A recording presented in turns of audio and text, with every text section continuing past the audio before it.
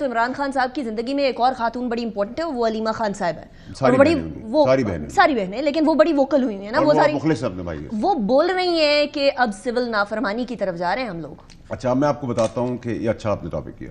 میں نے آپ سے کہا تھا پچھلا دھرنا جو ہے وہ کیوں ہوا، کیونکہ 25 آنورڈز خان صاحب کے اوپر چارجز فریم ہونے تھے جو 5 تاریخ کو ہو گئے. 10 دن ڈیلے ہوئے کیونکہ اس ملک کے اندر خبر نامہ ہی شاید ٹائم پہ ہوتا ہے، باقی تو کوئی چیز ٹائم پہ نہیں ہوتی، تو 10 دن ڈیلے ہوئے. اب یہ 14 دسمبر کی جو کال دی گئی ہے جو نافرمانی کی، ایک تو یہ کہ نافرمانی کی پہلے بھی کال ہو چکی ہے اور عمران خان صاحب نے بنی گالا کے بلز بھرے تھے، وہ ڈان کا آرٹیکل میرے پاس ابھی موجود، آپ کو بھیج سکتا ہوں. دوسری چیز ہے 14 کی ڈیٹ کیوں کی ہے. 14 کی ڈیٹ اس لیے انہوں نے کی ہے کہ تھلتلی ان کے دل و دماغ میں، اور ان سے پھر مسٹیک ہو گئی ڈیٹ کے اندر کہ فیض حمید سے ریلیٹڈ گرما گرم خبر آنے والی ہے، ٹھیک ہے، اور گرما چارجز سے ریلیٹڈ ہی، تو گرما گرم خبر جو ہے ان کے حساب سے 14 آنورڈز آ رہی ہے. میں آپ کو کہہ رہا ہوں 14 سے پہلے آ رہی ہے. آپ کہہ رہے ہیں فیض حمید سے ریلیٹڈ جو خبر آنے والی ہے، جو آپ کہہ رہے ہیں کہ it will be a do or die situation. No it's not do or die. کوئی مر بھی جائے، پھانسی بھی چڑھ جائے تو پاکستان چلے گا نا. بٹ میں کہہ رہا ہوں چارجز فریم ہونے کی اچھی بڑی گرم خبر ہے. اس کے 14 سے پہلے آ رہی ہے. ان کے حساب سے 14 کے بعد آنی ہے. انہوں نے پھر مس کیلکولیٹ کیا، میرے حساب سے 14 سے پہلے آنی ہے، تو 5-7 دن 8 دن میں آ جائے گی، لیکن 14 سے پہلے آ رہی ہے. تو پھر انہوں نے غلط ایک ٹائم کر لیا چیز کو. سب قوم کو اب جب یہ ہو جائے گا تو آپ پھر مجھے بتانا، کہنا میرا دعویٰ ٹھیک تھا، مجھے خواب آ گیا تھا، مجھے کسی نے بتا دیا تھا. میں آپ کو بتا رہا ہوں ہر کسی کی اپنی کیلکولیشن، ان کی ڈیٹ کی اپنی مسٹیک ہے. اب یہ بتائیں کہ ان کے ساتھ ساتھ، کیونکہ آپ ایک ہمیشہ گینگ کی بات کرتے رہے نا، نیٹ ورک کی خواص اور پتنی سانپ اور پتنی کیا کیا آپ کیڑے، گٹر کے کیڑے.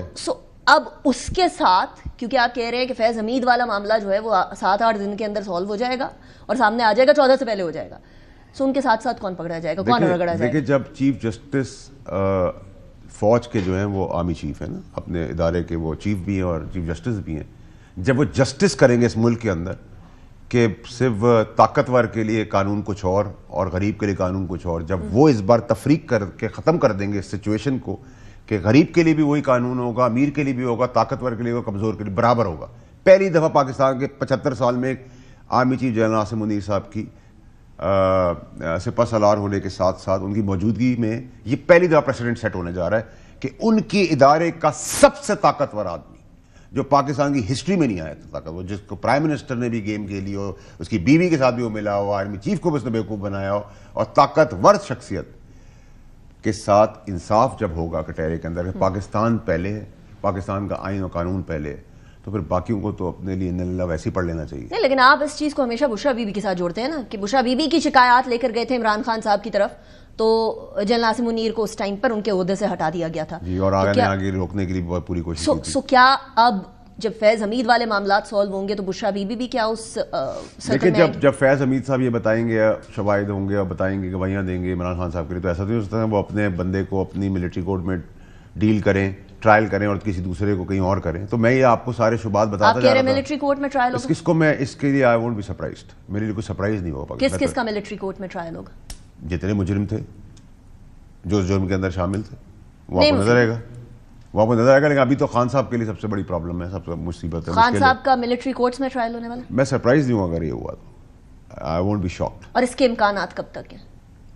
یہ چارجز فریم ہونے کے بعد فیض حمید پہ چارجز فریم ہونے کے بعد دیکھیں ان کو کورٹ مارشل ہونا ہے. کورٹ مارشل کے حساب سے میری دلی تمنا اور میری سوچ بھی یہی ہے کہ ان کو صرف کورٹ مارشل نہیں ہوگا، ان کو سزا بھی ہوگی اور بہت خطرناک سزا ہوگی.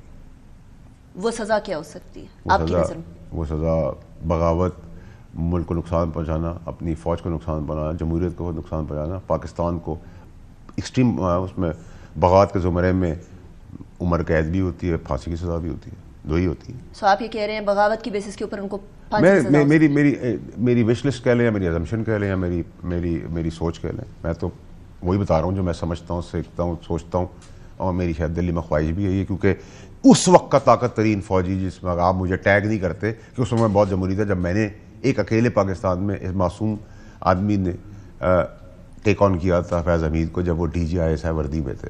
وہ تو کریڈٹ آپ مجھے نہیں دیں گے، لیکن میں کوئی چیز پہلے بول دوں تو جی مجھے اس نے بتا دیا میں اس کا آدمی ہوں، تو مجھے اس میں کوئی پرابلم نہیں. آپ کی مرضی ہے، جس کو جو کہنا چاہیں. لیکن یہ تو بڑی سیریس بات ہو جائے گی نا پھر سول نافرمانی کا سوچیں کہ اس کے غبارے سے پہلے ہوا نکل گئی ہے. غبارے وہ مذاق لافنگ اسٹاک ہو جائے گا، وہ لوگ ہنسیں گے.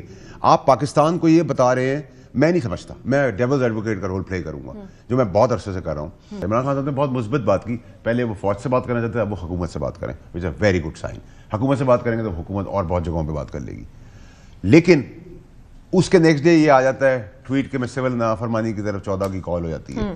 تو اس کا مطلب یہ کہ عمران خان صاحب کو مزید پھنسانے کے لیے, جیسے قاسم سوری نے ان کو پاگل قرار دے دیا, وہ بھگوڑا جو ہے مفرور جو ہے وہ جو بھاگا ہوا جو ٹویٹ کرتا ہے, سارے خیر بھاگے تو سارے ہی ہیں, ٹویٹ ٹیگنگ سے کرتے ہیں, وہ ایک ہے نا بہت بڑا بنتا ہے وہ خان کا ٹھیکیدار, پنجاب کا پریزیڈنٹ حماد اظہر, وہ اس ٹائم کے بھگوڑے جو کہ سب کانسپریسی کیا چل رہی ہے. قاسم سوری میں نے ٹویٹ کیا, میں نے کرا ہے, عدلیہ نے کروایا ہے, پیپلز پارٹی نے کروایا ہے, فوج نے کروایا ہے. وہ کہہ رہے ہیں وہ پاگل ہو گئے عمران خان صاحب, ان کی ذہنی توازن کھو بیٹھے. یہ سب گیم کیا بن رہی ہے؟ خان کو پہلے پاگل قرار دیں گے, پھر اس کو ہسپتال پہنچائیں گے, پھر اس کو زہر دیں گے, پھر اس کا تو میں تو یہ ازمپشن بھی جو ملاقات کر کے آئے وہ تو کہہ رہے ہیں وہ بڑے ہٹے کٹے ہیں, اور secondly is very healthy and very. میں نے بھی آپ کو کہا تھا اڈیالہ جیل اور اڈیالہ جیل والی سچویشن کے اندر تارا مسیح کی ہسٹری بھی نہ بھولیں. اس ملک میں 3 چیزیں بہت یاد رکھنی, تارا مسیح, ایوان سے پھانسی کا پھندے پہ چڑھا دینا, اور جیل سے ایوان میں لے آنا. یہ تینوں چیزیں پاکستان کے اندر ہو چکی ہے. تو آپ بڑی تھن ڈینجرس لائن کے اوپر چل رہے ہیں, اور یہ جو خطے کے اندر جو مزاج ہے بیوی مار دے, یہ راجواڑا ہے, راجنیتی ہے, اس میں باپ بیٹے کو مار دیتا ہے, بیوی میاں کو مار دیتی ہے. اچھا, آپ نے بات کی وہ مذاکرات کی کہ حکومت سے مذاکرات کرنا بڑی اچھی بات ہے, لیکن ایک جگہ پاکستان تحریک انصاف 5 رکنی مذاکراتی ٹیم بناتی ہے, دوسری جگہ وہیں اس مذاکراتی ٹیم کے امپورٹنٹ ممبر اپوزیشن لیڈر عمر ایوب صاحب کو اریسٹ کر لیتے ہیں. عمر ایوب کو آسمان سے اترا ہے, 5 پارٹیاں چھوڑا ہوا ہے, قبر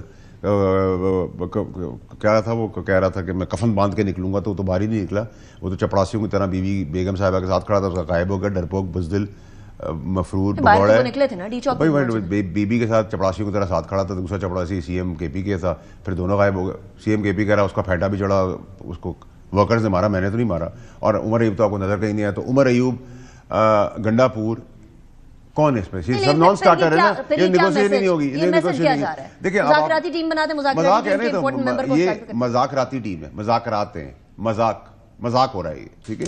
حکومت کی طرف سے بھی تو ہو رہا ہے نا مذاق. نہیں, حکومت نے تو اگر پکڑا ہے تو صحیح پکڑا ہے نا, ان کے اوپر ایف آئی آر کٹی ہوئی ہے نا. بیوی کو کل پکڑیں گے جو پلان کا حصہ ہے گنڈا پور کی, کہ ان کو پکڑ لینا ہمیں چھوڑ دینا, تو اس حساب سے اگر پکڑیں گے تو ایف آئی آر کے اندر ہی پکڑیں گے نا, میرے اور آپ کی کافی پینے پہ تو نہیں پکڑیں گے. دیکھیں پرابلم یہ ہے کہ اب آپ لوگوں کو یہ سوچنے کی ضرورت ہے, ہم سب کو, کہ اس ایشو کا ریزالو کیسے کرنا ہے. This what I am trying to do on the other side, کہ ساری پولیٹیکل پارٹیاں ایک انڈرسٹینڈنگ کے تحت بیٹھیں, سب کو کے لیے ون ون ہو. اور ون ون کب ہوگی؟ جب آپ کو مینڈیٹ تسلیم کرنا ہوگا, چھوٹا بڑا اچھا برا. ہر پارٹی کے اندر دہشت گرد کیپیسٹی ہے.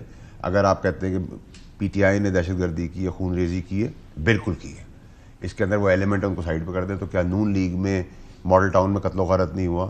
کیا نون لیگ میں سپریم کورٹ پہ حملہ نہیں ہوا؟ کیا نون لیگ کی سی ایم صاحبہ نے نیب پہ اٹیک نہیں کیا؟ ہم بھول جائیں, اندھے ہیں, بہرے ہیں, دماغ نہیں, انہوں نے بھی کیا نا. تو ایک سائڈ ان کی ہٹا دیں. پیپلز پارٹی کا بھی مینڈیٹ ہے, مولانا کا بھی مینڈیٹ ہے, ایم کیو کا بھی مینڈیٹ ہے, کاف کا بھی, میم کا بھی, دین کا ہے, اے این پی کا بھی ہے, جماعت اسلامی کا ہے. ان سب کو بٹھائیں سمیت پی ٹی آئی کے, اور پی ٹی آئی کے مینڈیٹ کو, پی ٹی آئی کو اس ڈسکنٹل یا ٹیررسٹ یا وہ اس مائنڈ سیٹ کو ہٹا کے اس کو تسلیم تو آپ کرنا پڑے گا.